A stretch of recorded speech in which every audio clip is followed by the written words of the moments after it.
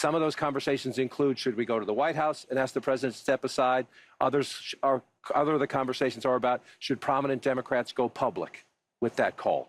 Because they feel this debate was so terrible. I can tell you, it started minutes in. It started with the first couple of answers, and it has continued throughout the night from a, oh my God, oh my God, oh my God, to what do we do about this? And it involves very senior people in the Democratic Party, including elected officials, saying we have a problem. And just as Biden's answers were, in a lot of cases, not coherent, they are now seeing a president who is in the White House, who they do not necessarily believe can do this for another 4 years. A feeling, I think there was a sense of shock, actually, at how he came out at the beginning of this debate, how his voice sounded, he seemed a little disoriented. If anybody in America thinks that that was even close to being an okay debate by Joe Biden, I'm living in a parallel universe. It was an unmitigated disaster for President Biden from the second he walked out to the closing statement. The biggest issue for Democrats is abortion, and he couldn't give an answer. Heard from leading Democrats across the United States, elected governors, congressmen, who are texting me and saying, I'm worried I'm going to lose if Joe Biden's at the top of the ticket. Bob Casey, I promise you tonight, in the state of Pennsylvania, is thrown up in his mouth because he knows that if he's got to stand next to Joe Biden, he's going down in Pennsylvania. It was a really disappointing debate performance from Joe Biden. I don't think there's any other way to slice it. His biggest issue that he had to prove to the American people was that he had the energy, he had the stamina, and he didn't do that. Love Joe Biden. I work for Joe Biden. He didn't do well at all. He did not do well at all. Walk you through how I'm supposed to see it and say it, but I just want to speak from my heart. I love that guy. That's a good man. He loves his country. He's doing the best that he can.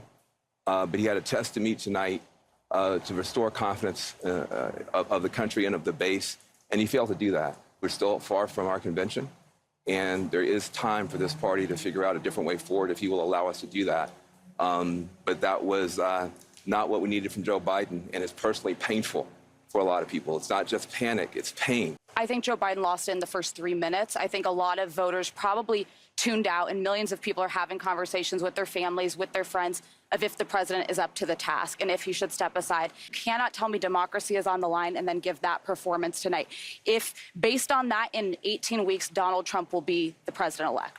I've been doing this for 30-something years, going on 40 years, and I have never, ever had what happened on this thing tonight happen in the middle of a debate. It started early, and it continued. They love Joe Biden for kicking him out. They don't want him back. They came into this debate nervous that Biden was in a weak position. They leave this debate panicked. And if you love the guy, how could you put him out there? That's hard. If you love him, if you love Joe Biden, if that was my father, you don't put a guy in that situation. Trump said, you ought to take a test. That was his test. The candidacy has fallen. I'm worried about the president. We should pray for the president. I think his advisors, I think the White House, and I think his family have a lot of explaining to do. We have been told for weeks by Democrats who say, oh, in private meetings, I've seen Joe Biden do cartwheels and handstands while doing trigonometry while solving all the nation's problems. We now know that every single person who said that has been lying to the American people. If the Democrats truly believe that he is an existential threat to democracy, and that's not just some talking point, they will wake up in the morning and they will do something else because this is not sustainable. That's who said, this is scary. That's how it was described to me. And I'd second that. The guy who was up there tonight is not a guy who's going to inspire people. He did not show in any way that he has changed from the guy who people have a very positive opinion of for a lot of good reasons. And remember him shuffling out. They're going to remember him staring blankly into the camera. They're going to remember him looking down, losing his train of thought. With any normal, generic Democrat next to him, I don't think he would have won the night. But you put somebody who was suffering from the moment that they got out, it was hard to watch. I had to occasionally look away because it was so uncomfortable. I don't know a voter under 30 who would have watched tonight and could say, I have confidence in Joe Biden and casting my vote for 4 more years of Biden. You're not voting for Joe Biden.